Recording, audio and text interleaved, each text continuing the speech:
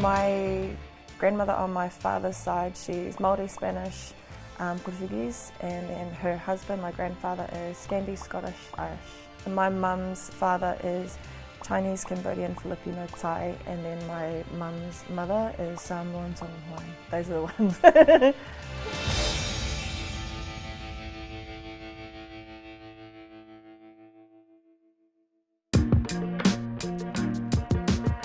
When I got into high school, there was a thing around you could only be one culture. So I became really trapped in this idea that I needed to be something to be valid.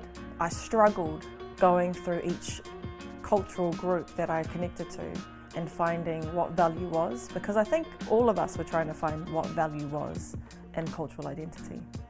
But for now, I don't identify with any of them, I identify with all. We're naturally shapeshifters. We know how to read people, we know how to read space, we know different smells, we know how to read land very well. I think naturally we know how to be accepting of people's difference. In many ways I think we're like water. When you learn about where your family comes from, it's a painful journey. There is no learning without the pain, so you have to become accepting of the fact that people have moved away from not wanting to know who they are based on pain. And so bringing that conversation up again means that you have to be responsible for how you then hold that in your life.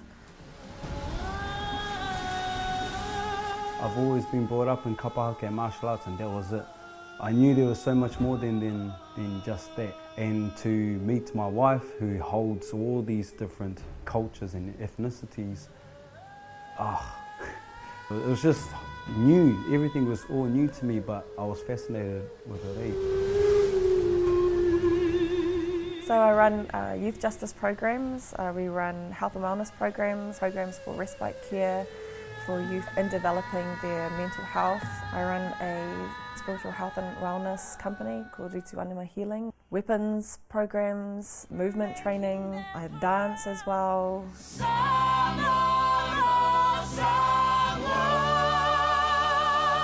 Sing, coach, I feel very cocky.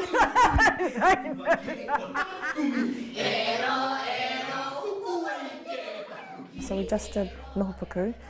It was all cultural, so it's all our cultures inside it, but it's like Maudako, weapons training, Siva. I think the most comfortable out of all those forms I'd be in is Maudako and weapons, because my Sainga side feels very proud, getting to sometimes beat up people with a stick.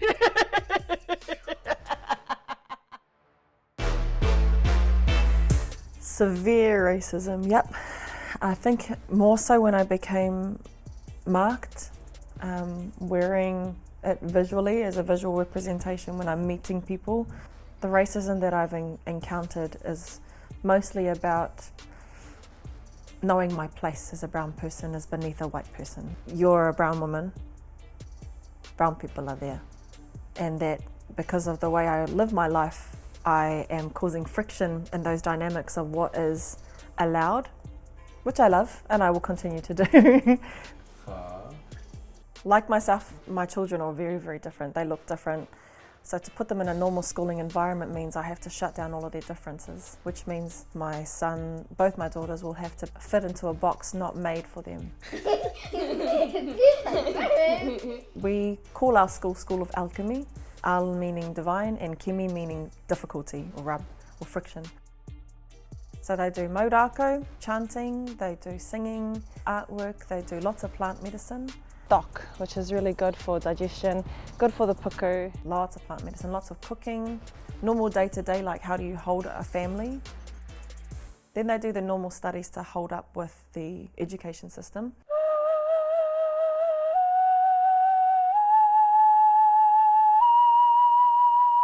For myself in school, I struggled sitting down. For me, with my kids, I do a lot of the physical, hands-on stuff. So, and how I do that is just go into the forest, go for hikoi. We grow together in the learnings that we do.